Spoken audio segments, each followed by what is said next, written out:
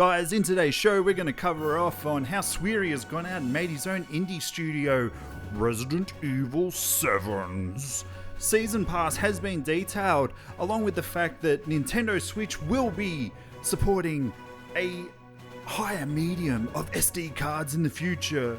All that, all today. Mad Mikeey Gaming. G'day all you mad gamers, Mad Mikeey here with today's In a Gamer's Life, the show where we talk about just a couple of the small things that are going on around the world in gaming today, along as just a few personal things that are going on in my life. Don't forget, if you got a spare thumb, I just want one, just give me a big thumbs up if you like what I'm putting out here. Don't forget to share, like and subscribe because that really helps. And also tell your mother, tell your brother, tell your father, tell your sister, tell your cousin, tell your friends about Mad Mikeey, because they might like games. So as we covered off in the intro, Swery, the man behind the fantastic games that are Deadly Premonition and D4, has gone off on his own, which I thought he actually was. I may have been mistaken, and started his own Indy Studio. This is fantastic news. It's a bit late. I really wanted the D4 game to take off. I know that it sort of hit the ground DOA when it was actually announced that it was going to be a Connect-only title, but then they brought out a little bit of controller support. It came out on PC, so you could actually still use Connect on the PC and Xbox. I myself actually really enjoyed the game. It had an epilogue. Well, not an epilogue. What was it? An epilogue? I can never tell. Had a entry episode into it, and then I think it had episode 1 and episode 2. Now these were really weird and really fantastic. I absolutely love this game. I played it from start to finish, and it only took about sort of 6 to 8 hours to finish, but it was a really fantastic game. And with Deadly Premonition, you either loved it or hated it. I myself really loved that game.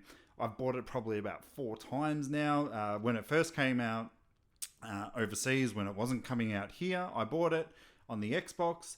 Then they said that there was a developer's cut coming out, so I got that one, and then I got another on on PC. So it was only 3 times. So I apologize for lying to you good folk out there. But it's a really awesome game. He takes so much inspiration from so many wacky and kooky things like Twin Peaks and just sort of Asian culture. It is amazing. I love the guy. If you haven't checked out any of those games and you can get them cheap, I highly recommend getting it. If you did get D4 as part of the Games for Gold back in January, a very long time ago, and you haven't got around to play it, please play it. You are doing yourself a disservice by not playing it. It's weird, it's kooky, but it's awesome. And also, just really not trying to hammer the bloody beat of Nintendo Switch these days, but they have come out and they have said that they are going to be supporting SDXC cards of up to 2 terabyte. Now, this is a good thing because they are sort of thinking about this little bit late on the whole thing, and we don't really know what the prices are going to be because at the moment, a 256 gig card, just a normal SD card, is going for roughly about sort of $250, and that's American.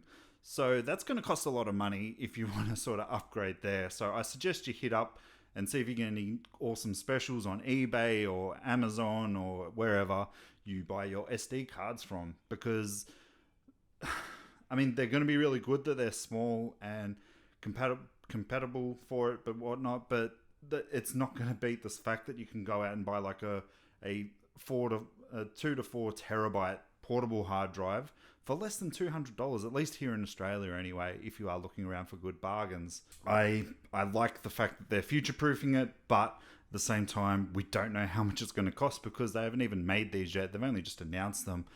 There are going to be 1 terabyte, 2 terabyte ones, but as I said, they're not readily available at this present time. And just in the last bit of news today, Resident Evil has come out and said, this is going to be our season pass. I hate you guys. I absolutely hate the fact when they actually bring out and talk about, well, they haven't really gone into much detail, but they've said that the season pass is going to be there. So they've got ideas of stuff that they want to add on. They're going to be like lost VHS banned footage, volume 1 and 2, as well as an additional story setting. I'm just over this DLC, and I know that a lot of people say, well, vote with your wallet on these things, but it is so hard when you just think that you're missing out on additional content. Hopefully it isn't that big, because I've since sort of Watch Dogs, I've sworn off of buying DLC season passes at the start.